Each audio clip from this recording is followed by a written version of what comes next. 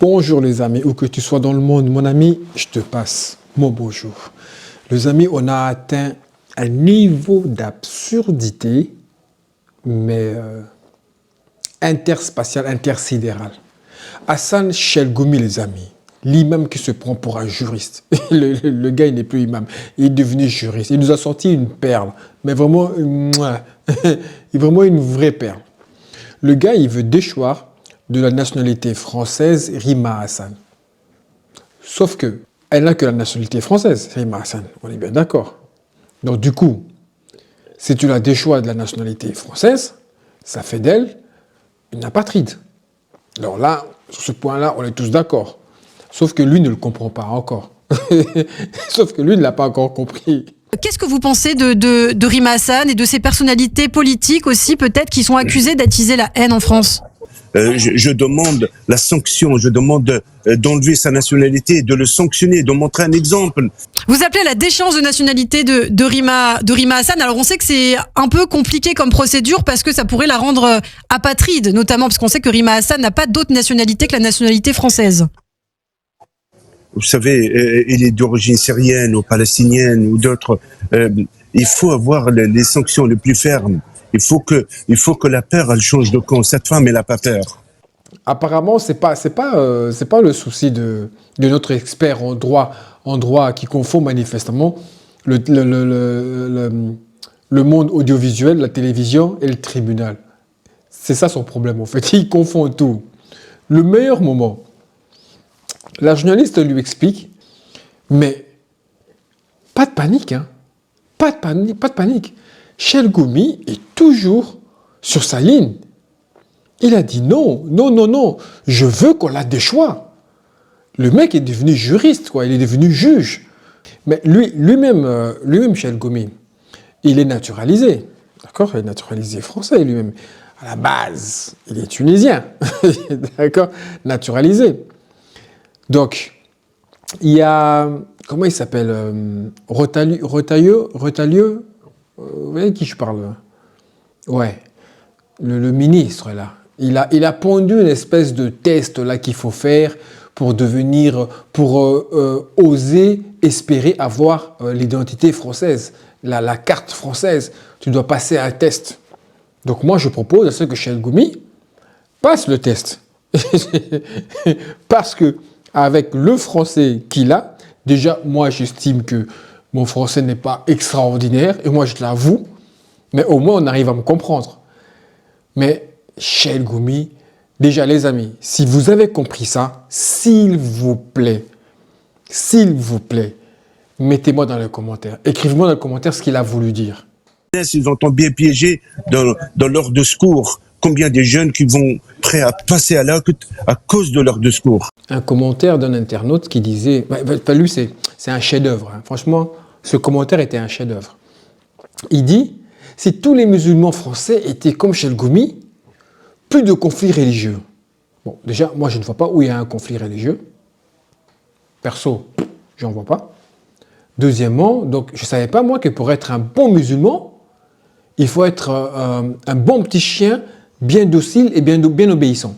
Donc, c'est-à-dire qu'il essaie de nous dire, en fait, si les musulmans lèchent les bottes aux Français, ils deviennent des bons musulmans. Lui, il a fait son choix, Chelgoumi. Il a fait son choix. Entre la dignité et le flouze, et lui, il a choisi. Il a pris la deuxième solution. Le côté le plus fort dans cette histoire, c'est que le gouvernement a réussi à formater un imam à leur image. Ça, c'est véritablement un coup de maître. Sérieusement, c'est un coup de maître. Le Bruce Lee de Twitter, c'est Jean Messia. Dernière sortie en date. Vous l'avez vu? Non? Je vous mets la vidéo. Il est excellent. Des connards de militants d'extrême gauche, des antisémites qui me traitent de sale juif, qui me traitent de sale sioniste, qui me traitent d'islamophobe, qui me traitent de raciste. Donc évidemment, comme je ne suis pas homme de nature à me laisser faire, je leur ai rentré dans le lard et on a failli en venir au bras. Et puis après, ils se sont carapatés, puisque comme vous savez, l'extrême gauche et la racaille ont ce site commun que s'ils ne sont pas à 25 contre un seul, eh bien ils refusent le combat. Vivement qu'on arrive au pouvoir, qu'on nettoie les rues de ces nuisibles. Je vous embrasse et vive la France. Le gars, il a osé dire, je leur propose de leur mettre une. Mais tu vas mettre une à qui, toi?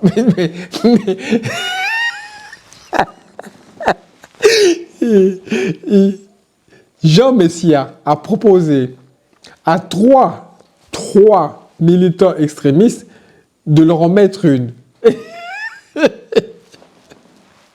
Alors après, attends, c'est pas fini, hein. Après, il dit, quand je fonce vers eux, ils détalent tous comme des poules mouillées. Franchement, tu veux nous faire croire qu'avec ton gabarit de crevette, t'as fait flipper 3 mecs. Genre, sérieux, arrête de prendre tes idées pour des rêves. Allez, ne nous vends pas tes rêves, s'il te plaît. Arrête tes conneries. Arrête. Jean Messia, arrête. Vu ta morphologie, tu vas pas nous faire croire que tu as fait peur à 3 personnes. Voilà, arrête de nous prendre pour des dindons, quoi. Alors tu as là, Jean Messia lui répond, parce qu'il répond à tout le monde. Hein. Il a répondu, t'as vu Bruce Lee dans Opération Dragon? Oui, ben, regarde-moi, c'est pareil. Ah, le bouffon. Ah, le bouffon. On est passé de Jean Messia à Jean-Claude Van Damme en 2 tweets. Le gars, il est trop fort. Le plus drôle, franchement, je vous dis, le plus drôle, c'est qu'il répond à tout le monde, absolument à tout le monde. Mais le gars, il doit avoir du temps libre après 2 plateaux télé, quoi. C'est pas possible.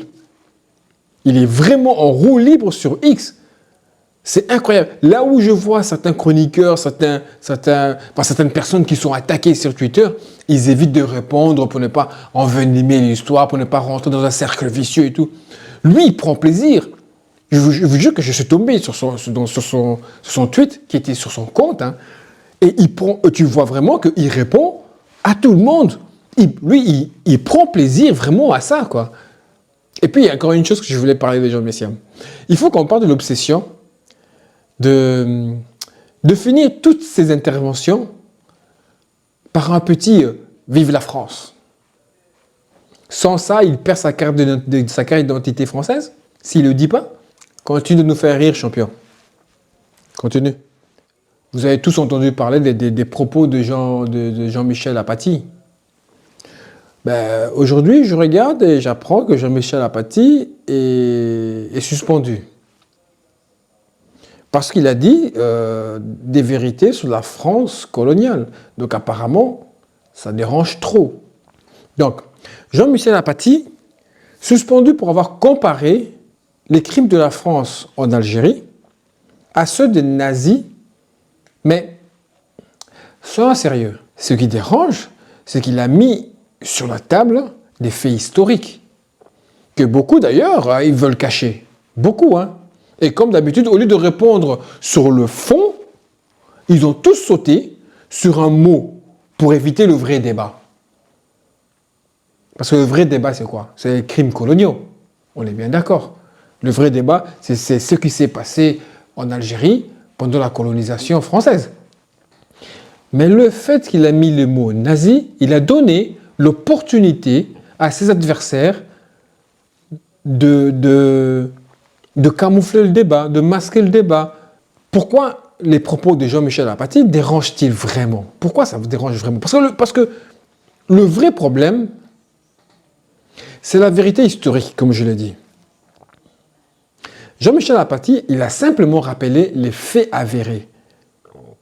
Pendant la guerre d'Algérie, il y a eu des tortures systématiques, des exécutions sommaires, des massacres de civils. Et en plus, hein, c'est tout ça, hein, tout ce que je dis là et tout ce qu'il lui dit, c'est documenté. Hein. Tu vas sur Internet, tu tapes, tu tombes dessus. Hein.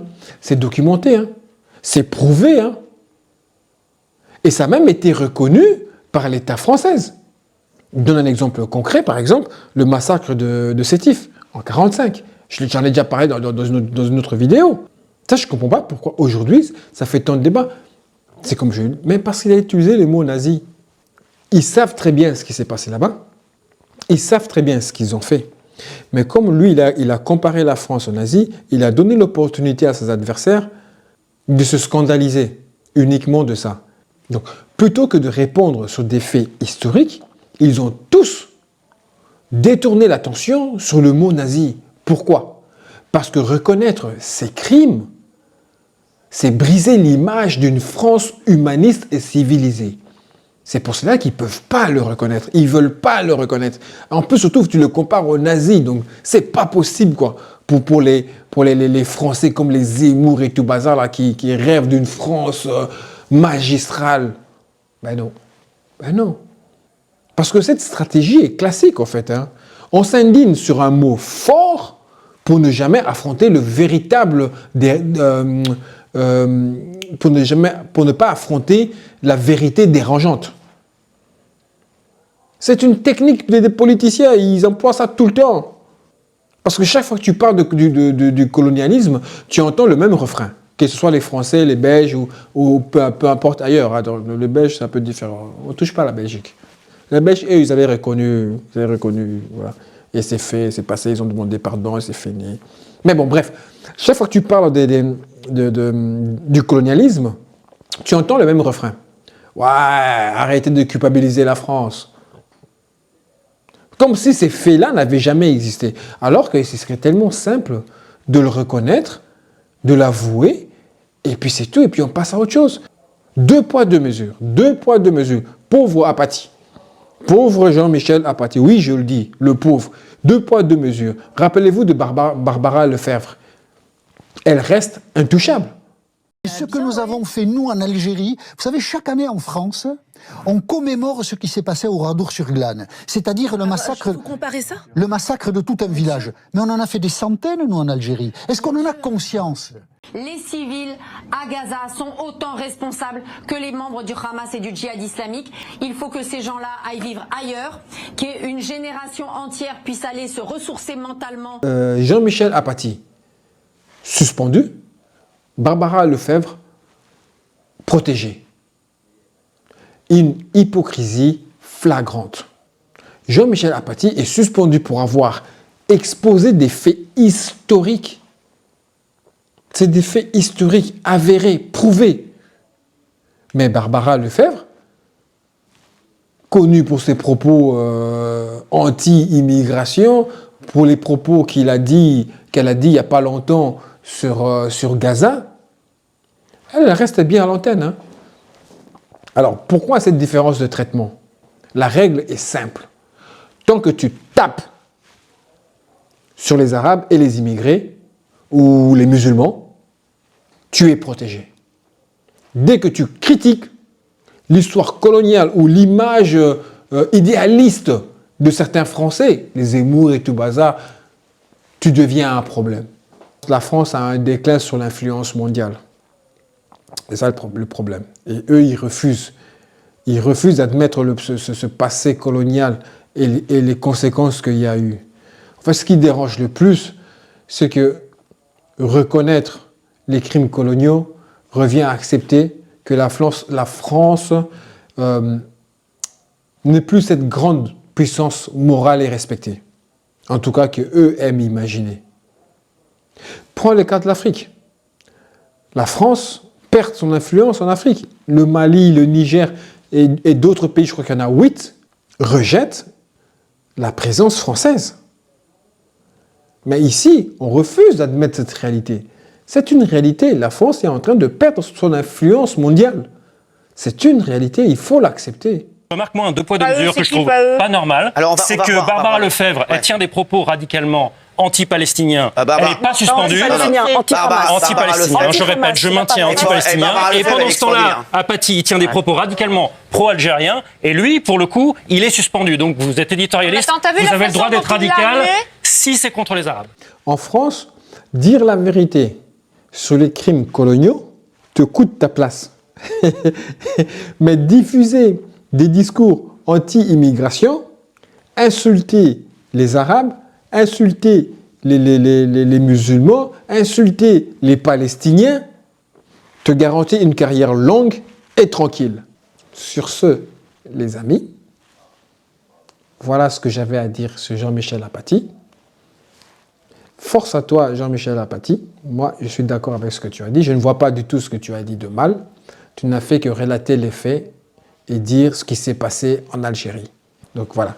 Les amis, si tu as regardé cette vidéo jusqu'à la fin, ce que tu as apprécié, alors, juste un petit pouce, ça me fait plaisir. Mets-moi un petit commentaire, au moins juste me dire ce que tu en penses. J'aime savoir avoir le retour des abonnés. Et évidemment, abonne-toi. Sur ce, mes amis, que la paix soit sur vous. À la prochaine.